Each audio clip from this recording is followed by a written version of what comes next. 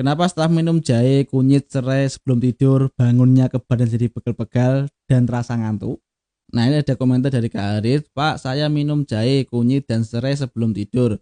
Bangun paginya badan saya terasa pegal-pegal seperti habis kerja berat dan sangat ngantuk di pagi hari. Tapi sebelum saya jelaskan buat teman-teman semua yang belum follow, jangan lupa kita ada plusnya ya.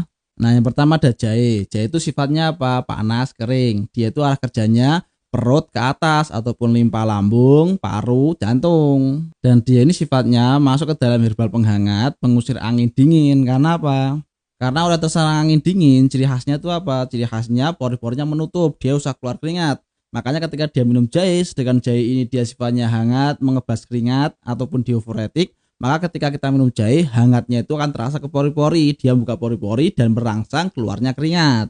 Begitu juga dengan serai. Serai itu dia sifatnya juga pengusir angin dingin, dia itu juga mengebas keringat juga. Cuman dia itu arah kerjanya ke limpa dan kantung kemih. Kalau misal dia ada arah kerja ke limpa, berarti apa? Dia menghangatkan perut juga. Kalau ke kantung kemih berarti berhubungan dengan meridian kantung kemih. Makanya serai ini juga bisa untuk pegalinu yang disebabkan karena terserang angin dingin. Dan dia ini sifatnya apa? Hangat kering. Terus yang berikutnya ada kunyit. Kunyit dia sifatnya dingin, kering. Dia arah kerjanya ke perut, hati. Dan dia ini dikenal sebagai apa? Sebagai herbal pelancar darah, pelancar energi, pelancar menstruasi. Tapi dia sifatnya dingin kering. Makanya kalau misalnya ada orang yang darahnya nggak lancar, menstruasinya nggak lancar, disebabkan karena tubuhnya cenderung panas, lembab, ataupun tubuhnya itu darahnya tercukupi, tapi apa? Tidak lancar karena terhalangi sirkulasinya oleh kelembapan. Maksudnya lembab panas dengan lidah yang cenderung merah tebal. Nah, jadi dari beberapa herbal tersebut sifatnya apa? Cenderungnya itu ada yang panas kering, ada yang dingin kering, tapi ada sama di dalamnya, yaitu apa? Sama-sama bersifat kering. Makanya dia ini kontraindikasi bagi orang yang kekurangan cairan ataupun kekurangan darah. Biasanya ditandai dengan lidah yang cenderung kering ataupun tipis.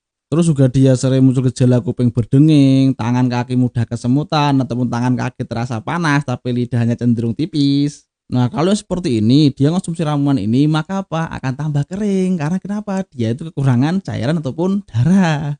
Atau dia nggak ada gejala tersebut, cuman apa? Darah dan cairan dalam tubuhnya itu pas-pasan. Nah, ketika dia ini konsumsi ramuannya bersifat kering, maka apa? Akan tambah menjadi kering, terjadi kekurangan. Sedangkan otot dia itu butuh pelumas. Nah, ketika pelumas di dalam otot itu dia itu kurang ataupun cairan di dalam otot itu kurang, maka apa? Akan membuat ototnya kaku sehingga akan muncul pegal linu. Nah, inilah pentingnya kita mengetahui karakter tubuh kita dan karakter herbal yang kita konsumsi sehingga kita bisa mengkonsumsi sesuai dengan kebutuhan tubuh kita. Nah, buat teman-teman semua yang mau diskusi seputaran sifat herbal, karakter dan semacamnya, nanti silahkan komentar di kolom komentar ya.